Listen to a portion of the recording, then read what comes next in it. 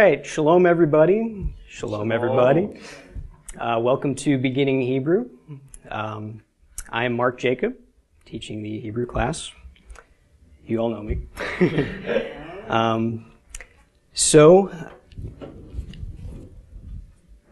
This class is a technical Hebrew class, okay? So, like Jim has a series on the Hebrew alphabet. If that were a college course, his would probably be called Hebrew Appreciation, okay? It's not a class on how to use Hebrew as a language, but how to appreciate it in more of a spiritual sense. Okay, this is a technical class. Yeah, come on in, grab some notes.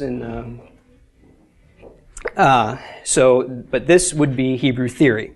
Okay, this is learning how to read, write, pronounce Hebrew. All right, and this is the beginning class, so this is going to go through the alphabet and the vowels.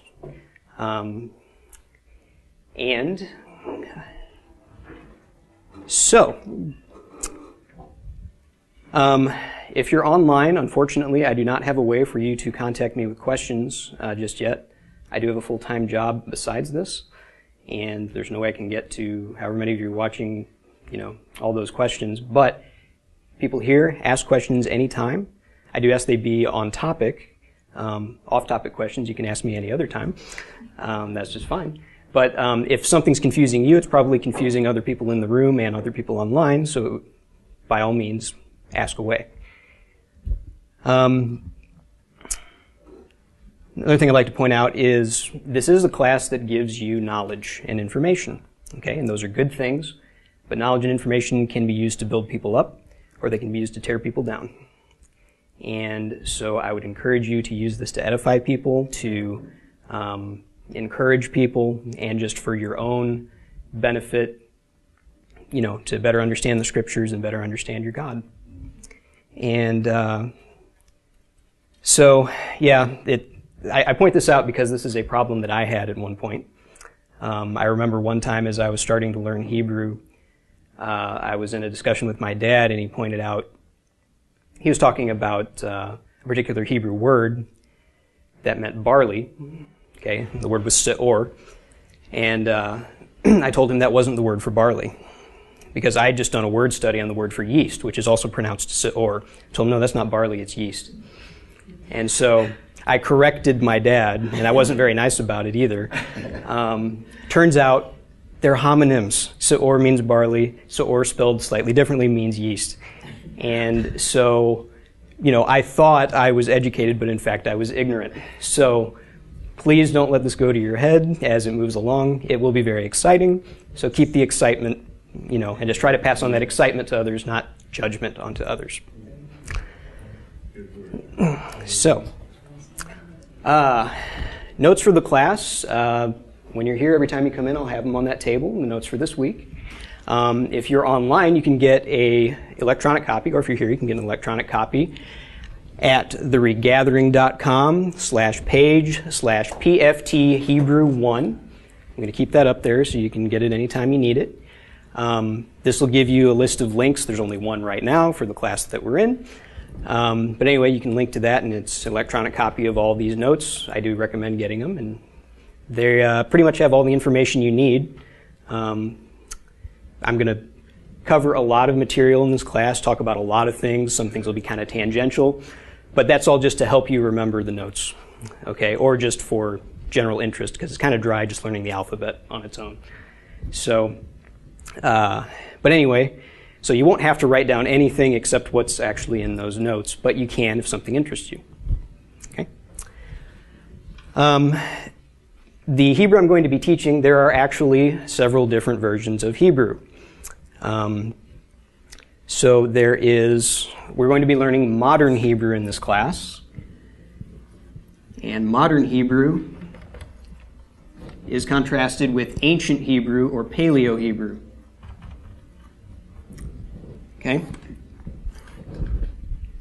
The main difference between modern Hebrew and ancient Hebrew is the appearance of the letters. Okay? So modern Hebrew employs what they call the Babylonian script.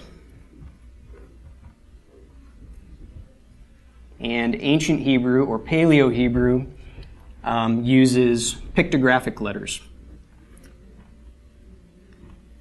Now, in this class, I am going to touch on the Paleo letters and what they mean briefly.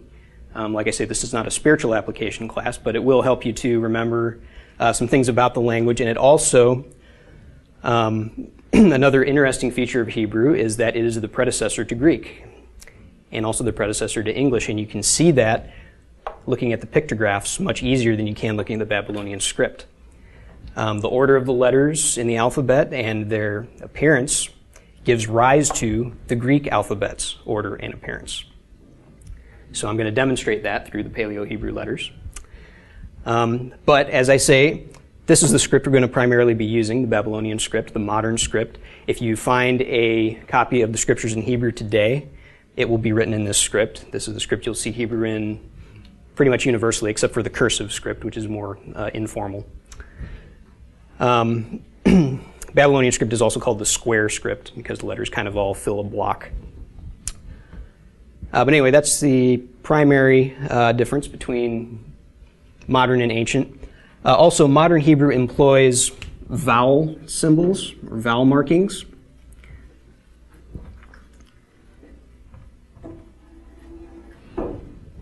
Hey, come on in. Yeah, grab some notes from on the table there, beginning Hebrew notes.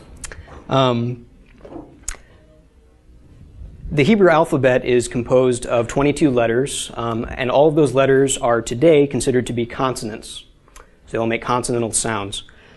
Vowel sounds in ancient were not explicitly written. You just kind of had to know which vowel sounds to fill in at which points. Modern Hebrew employs vowel markings so that you know where the vowels go and which vowels they are. So I'm going to be teaching the vowel markings. It's much easier to learn the language that way. Very grateful to the Masoretes for developing that. Masoretes are a group of scribes that developed the vowel markings and also are responsible for the Masoretic text, which is where many of our Bible translations come from. Let's see. Modern Hebrew also has final letters, whereas ancient developed final letters over time. Now, the reason I'm using modern, again, is so that you can read modern Hebrew. Most things you find today are not written in Paleo-Hebrew. Some of the Dead Sea Scrolls are. So it's cool to know, because then you can look at the Dead Sea Scrolls and actually read them. But modern Hebrew is also, of course, what's used in modern Israel. So I think it's going to be the most useful for you at this point, and you can always transition to ancient very easily once you know the modern. Okay? All right. Now, even in modern Hebrew, there are variants. There are different dialects. Okay, a dialect is how a language is spoken. All languages have dialects, and usually dialectical differences arise from geography. So, for example, the English language has different dialects. Now, I don't know if they have any technical names, but we all know that somebody from North Carolina, okay, speaks differently than somebody from Minnesota, okay, speaks differently from somebody in New Jersey, all right? But they're all speaking English, okay? All English, different dialects, and it's based on geography, okay? And so ancient Hebrew and modern Hebrew are no different. They had dialects. In fact, dialects in ancient Hebrew go way back. In Judges 12, verses 4 through 6, there's an excellent example of a dialectical difference between two groups in ancient Israel. Kind of give some background here. This is describing a period in Israel in which there was a civil war between the Ephraimite tribe and the rest of Israel. And so, anyway, starting in verse 5, Judges 12, verse 5, it says, "The Gileadites held the fords of the Jordan against the Ephraimites. And when any fugitive from Ephraim said, 'Let me cross,' the men of Gilead would ask him, 'Are you an Ephraimite?' If he said no, they would say to him, 'Then say Shibboleth.' But he would say Sibboleth, not being able to pronounce it correctly. Thereupon they would seize him and slay him by the fords of the Jordan." So they used the dialectical difference that the Ephraimites had. the Ephraimites did not pronounce the SH sound. Okay? And that's actually due to the pronunciation of this letter right here, the sheen.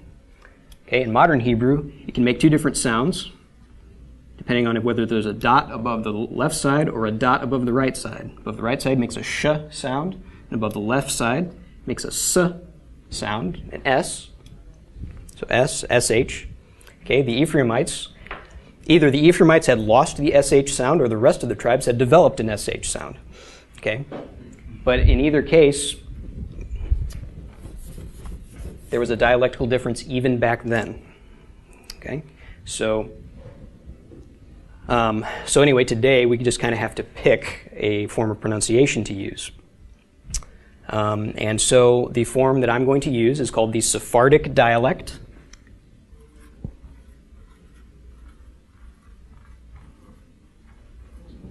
All right. The Sephardic dialect is what is preferred in modern Israel. It was developed after the diaspora. It's the dialect that was developed by Jews in Spain. The reason I'm teaching it is because it's the dialect of modern Israel. Okay? There are two other dialects of note. There are more dialects than that, but there are two others of note that I'm going to point out when there are differences between them. One is called the Ashkenazic dialect.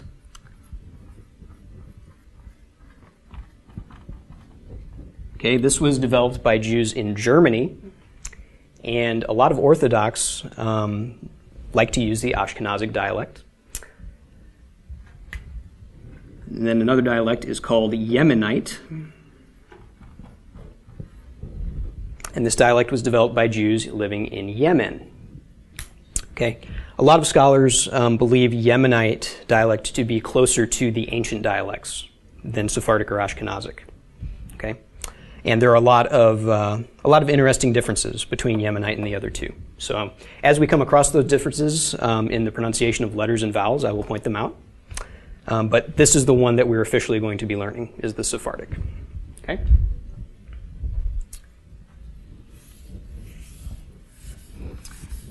Any questions about dialect pronunciation, modern versus ancient, anything of that nature? All right. Okay. Well, a couple other things before we get into the meat of things. Hebrew is written and read right to left.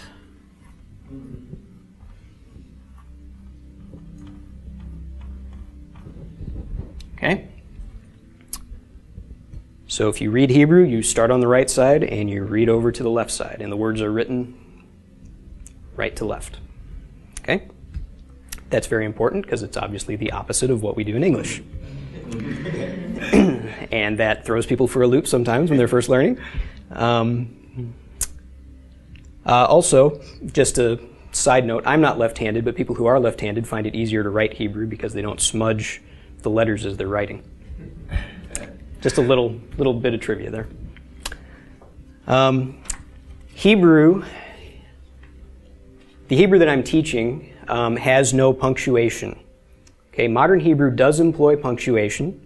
Like in a Hebrew newspaper, you will find punctuation marks. But ancient Hebrew does not. If you open up a Torah scroll, a Tanakh, you will not find punctuation in it. You won't find periods, won't find commas, won't find quotation marks, which makes some verses a little interesting to translate. So yes, in Hebrew, no punctuation. There are also no capital letters.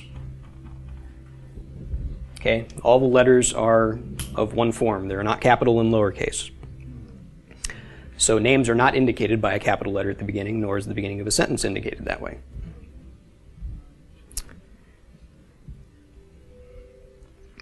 Okay, and last of all, I mentioned the notes before that you've got in front of you and that you can get at this address, theregathering.com/page/PFT Hebrew 1. Those notes are pretty much everything you need to know, and everything that I'm saying is stuff that you may want to know. Okay? So yes, rely on the notes. If I've left something important out of the notes, let me know, and I will fill that in for everybody. Okay?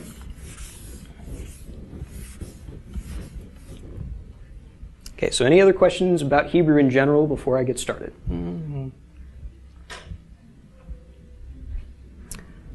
All right. Well, we'll start at the beginning. The first Hebrew letter is Aleph.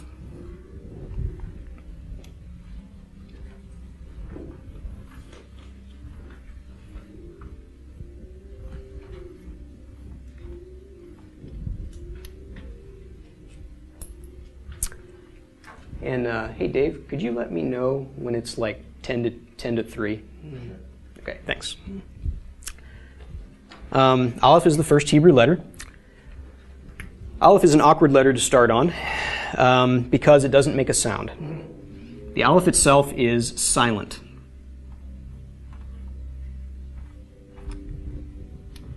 Now you may wonder why there is a letter that makes no sound.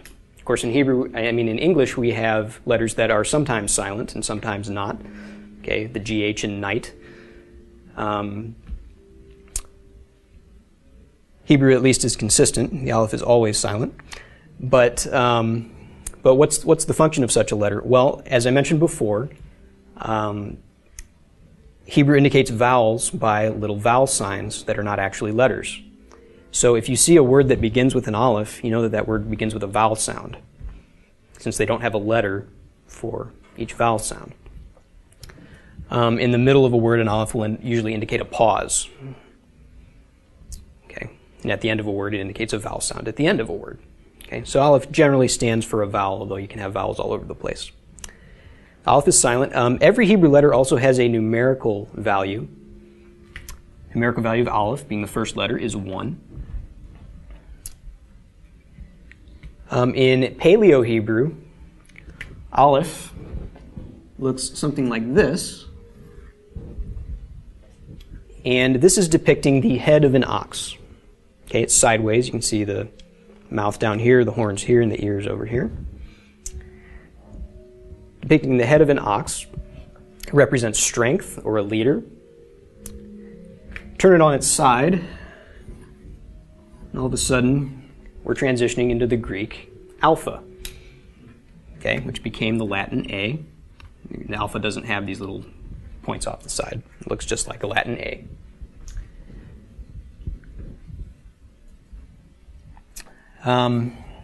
So that is the aleph. Our second letter is the bait.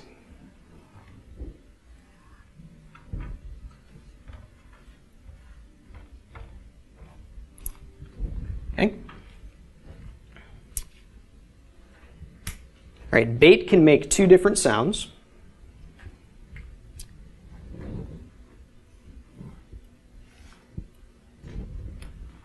Many times you will find a dot right in the center of a Hebrew letter.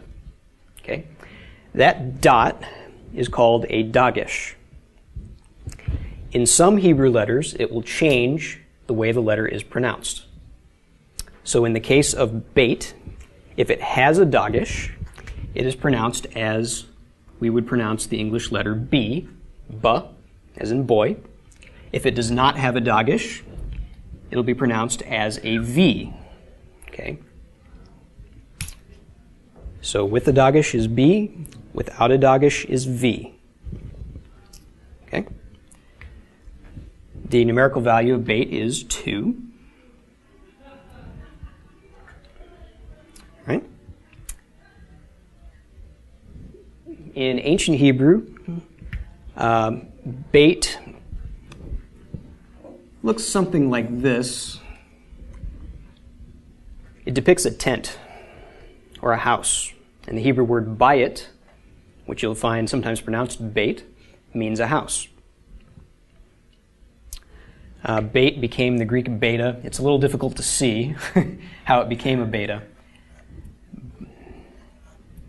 And the English B. Okay? So that's aleph and bait. First two letters.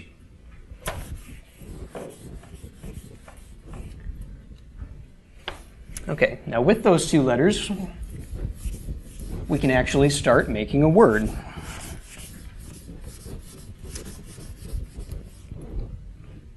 Okay. So I'm going to talk about vowels for a little bit.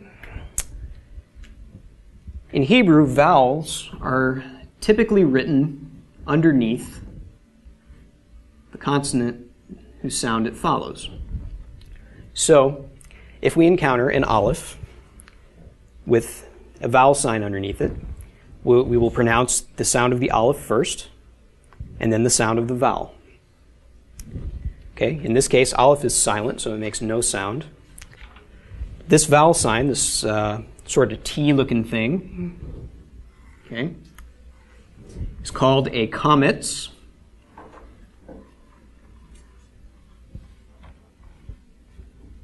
Kametz. And the sound it makes is the sound of short A. Ah. Okay, the ah as in father or wall. Okay. So if we encounter an aleph with a kametz underneath it, we pronounce this as ah. Okay. If we encountered a beit with a dagesh and a kametz underneath it, we would pronounce the beit first, B, okay, ba, and then the ah of the kametz, so ba. All right. If we wanted to spell the name Bob, okay, beit, kametz, beit, Bob, right? B first, then kametz, then the next letter. And that's how you'll pronounce Hebrew words. Pronounce the consonant, jump to the vowel, consonant, vowel, and so on. Okay?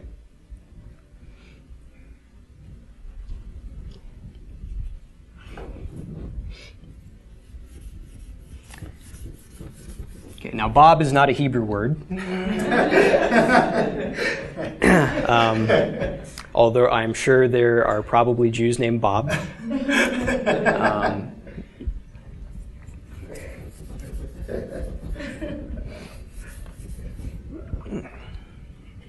It's okay, Mark is not a Hebrew word either. But a Hebrew word is spelled aleph with a kametz, followed by a beit with no dagesh. Okay? So to pronounce this, aleph makes no sound, kametz makes an ah, beit with no dagesh makes a v. Av. Okay, Av. And Av means father. How fitting for the first two letters of the alphabet to spell father. All right, so there's your first word. Aleph beit.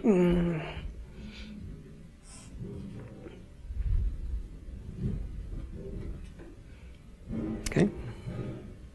What time do we got? I probably flew through that. 2:23. Wow. Yeah, I did fly through that. All right. Well, we'll skip ahead. I don't have the resources for this next thing posted online, nor do I have them here, but I'll get them all to you. And it's no more complicated than what we've already done. So I didn't know how long it would take to go through all the material.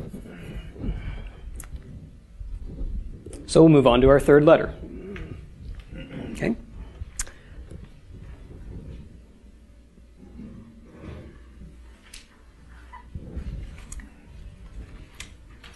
Okay, our third letter looks something like this. Oh, backing up just a moment to the beit.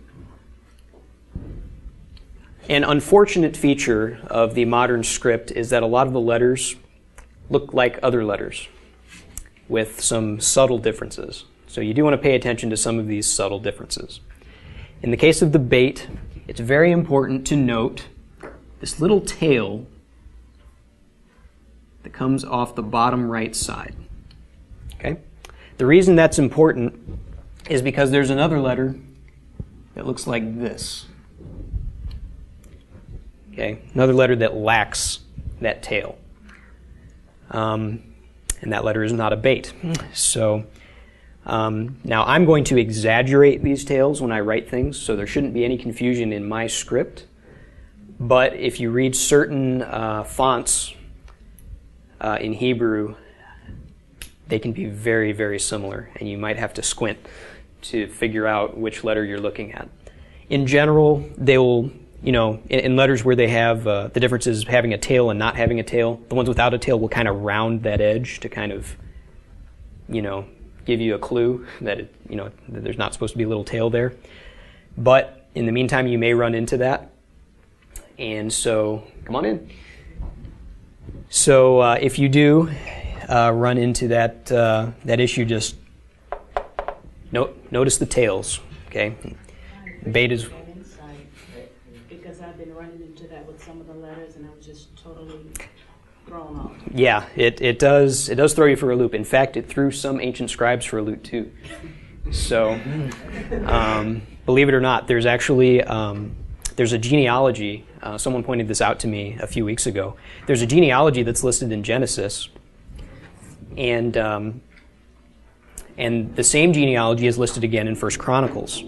And you'll notice that one of the names in that genealogy is spelled one way in Genesis and it's spelled a different way in Chronicles. And the reason that is because it's the difference between two of these letters. So, whatever scribe was copying it down, the tail was smudged off or it was smudged on, something happened where they confused those two letters with another, and so, it's that can happen. It can happen to the experts. So yes, do take note of that little tail. Okay.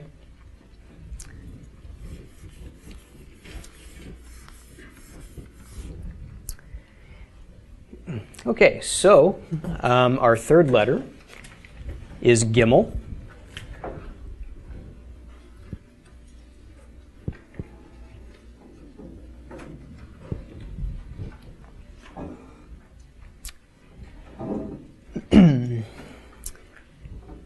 Gimel makes the sound of a hard G, G as in girl.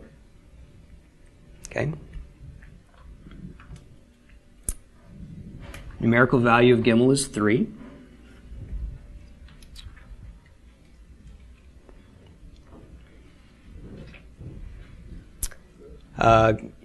Yes, G.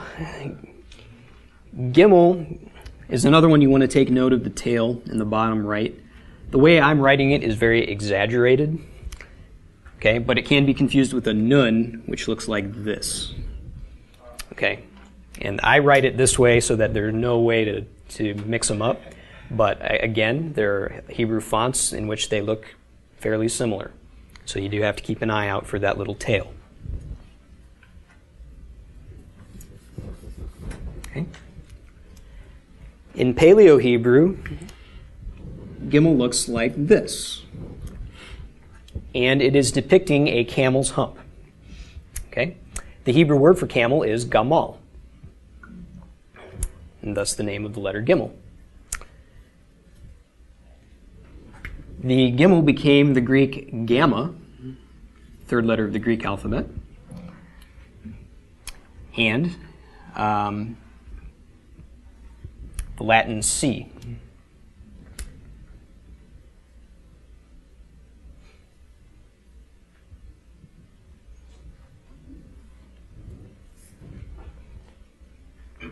Okay, so that's the Gimel.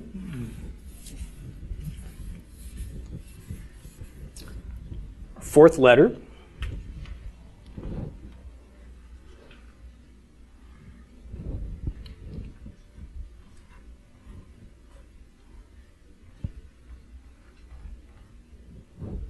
is Dalet. Yes. Dalet makes the sound of the letter D, as in door.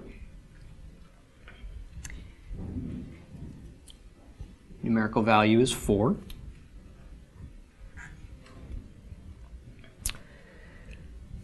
And again, note the tail in the top right.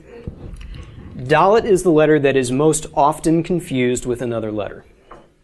Okay? The Dalet is very, very, very frequently confused with the Resh, and you can see why. And if you look at certain fonts, you can really see why. Because sometimes they stick that little tail about that long in the font, and it makes it, especially if it's small print, it makes it real rough sometimes. So Dalet will be confused with other letters more often than any other letter, the Dalet and the Resh. So you do want to note that tail in the top right. Don't worry, all the letters are not like this. Some of them you can't possibly mistake for another letter. But these first few, there are a lot of similar looking letters later on.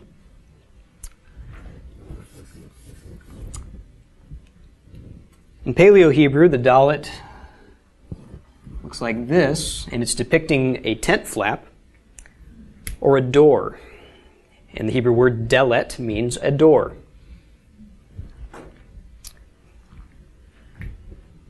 This became the Greek delta. Doesn't take much imagination to see that one. And the Latin D.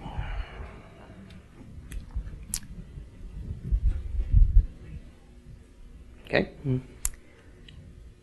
Now, with these two letters, we can form another word.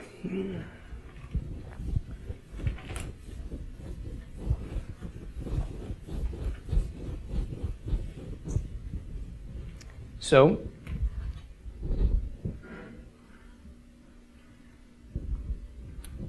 we have a Dalet followed by a Gimel, and we put our Kametz vowel underneath the Dalet. Also, in this word, the Dalet will take a patach, but a dagish. Take a dagish, but it does not change the pronunciation of the Dalet. Okay? The bait, it'll change the pronunciation. So far, none of the other letters will it change the pronunciation, but you will sometimes find it in there.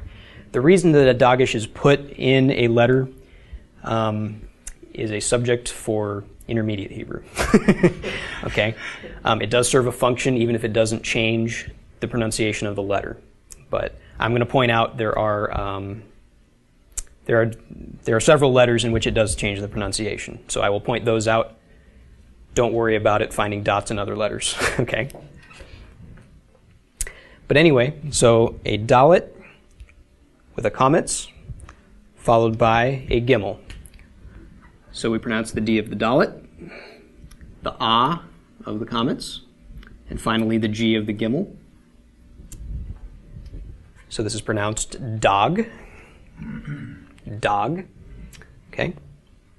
It's not a dog. Dog is, in fact, a fish. A fish.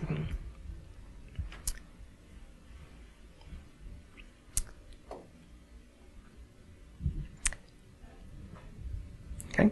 So,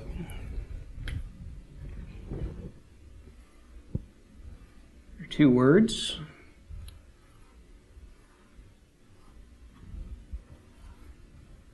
Av, which is father,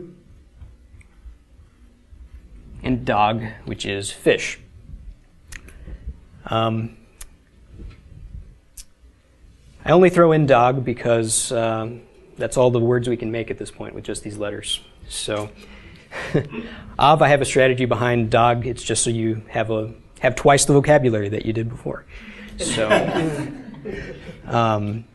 dog is a word you will encounter frequently in the scriptures, though, because the scriptures do mention fish a number of times, and so you will recognize it as you read through.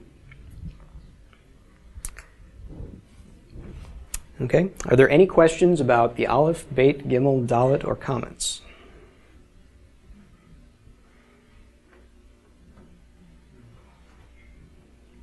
No? All right.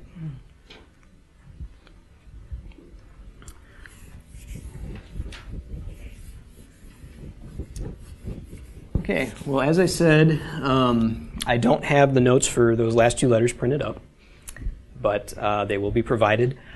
I don't want to jump too far ahead because I want this to be something where people can jump in any time and don't feel like they're too far behind to catch up. So we'll pick up with the hay next time. Any off-topic questions that anybody has about Hebrew?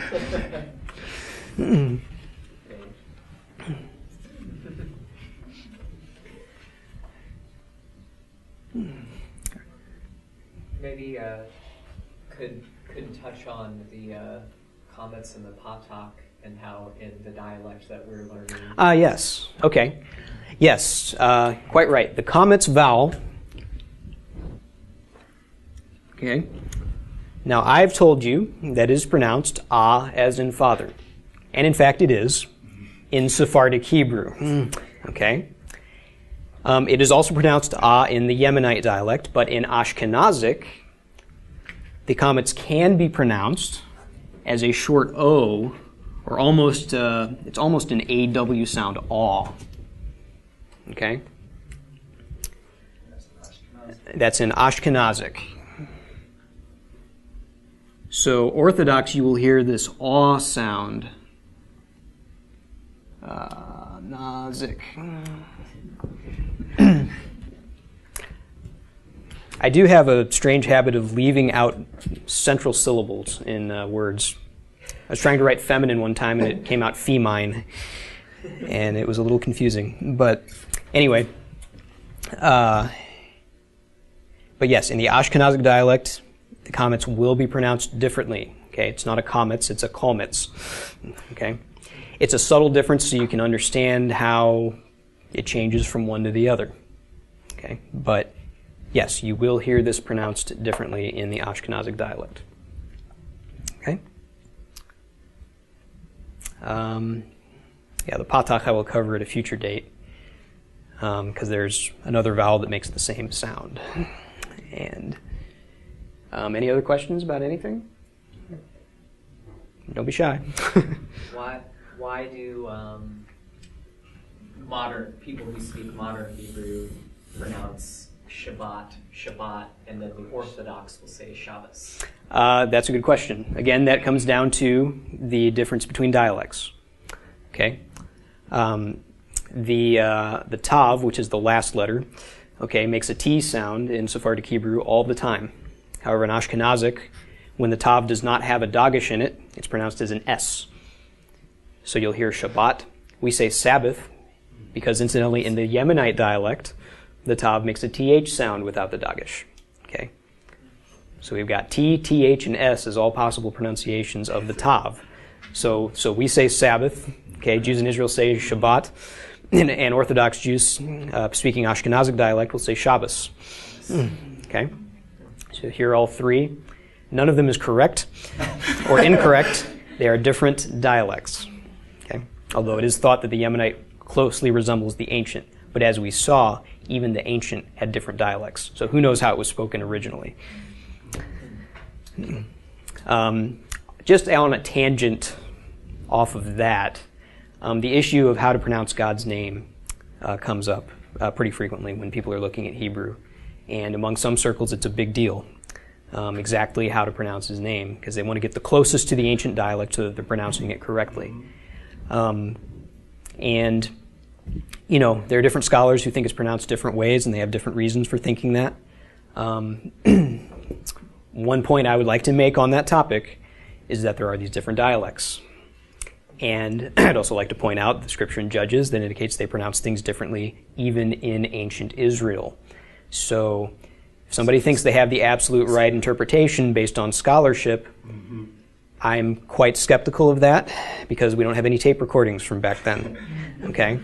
Now, you know, if somebody had a dream or whatever in which it was pronounced a certain way, I'm not going to argue with that because I can't. But as far as scholarship goes, okay, in my opinion, you can't be dogmatic or certain about that on that topic. There's simply too much variation today. If it was, if we were living in the time of Abraham, they probably knew how his name was pronounced. And if we had a tape recording, from that time, a voice recording, it'd be real nice, settle a lot of questions. And it would be a really durable tape too, but we don't even have scrolls dating back to that time.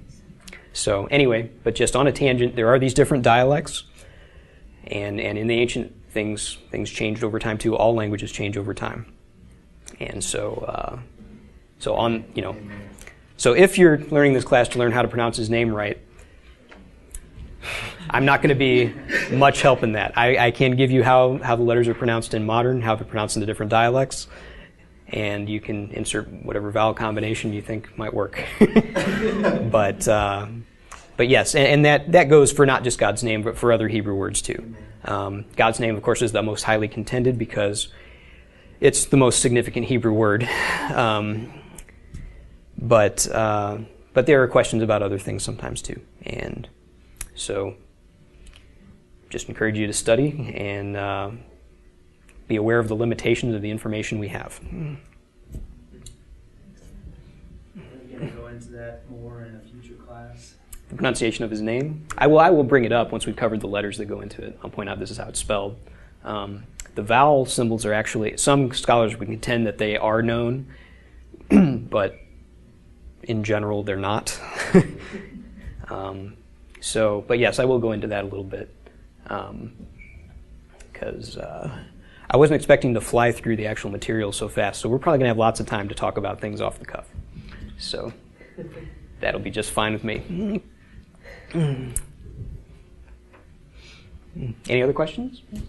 Have you had an opportunity to read some of the Dead Sea Scrolls, or the ones that actually exist in Hebrew? My understanding is there's a very few that were actually in Hebrew rather in the Greek. I have not. I've seen pictures of fragments of them, and some of those are neat because you can actually pick out. They're the Dead Sea Scrolls. Some of them are written in the Paleo Hebrew. So it's kind of neat to look at that and see, oh, okay, that's where this comes from. This isn't just some idea. They have inscriptions. But no, I haven't had a chance to actually look through them. I have a book that has an English translation of a lot of them, a lot of the Dead Sea Scrolls that weren't part of the canon, because there were the sect that lived up in the Qumran caves had a lot of writings. Very studious people. And so, they've got some extra biblical books and just records of various things, and Dead Sea Scrolls was an amazing find. But no, I have not had a chance to actually look at, the full Hebrew text of them.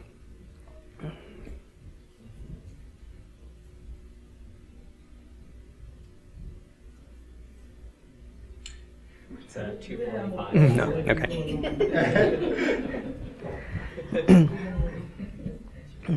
Okay.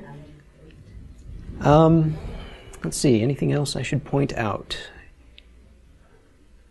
No, not really. Again, this is the website right here to get the notes in electronic form. Okay. You do have to have a Regathering account to access these. It's pretty simple. Go to Regathering, click Make an Account, et cetera, et cetera. But yes, once you do have that, thegathering.com/page/PFT Hebrew 1 is the notes for the beginner class. So feel free to use those.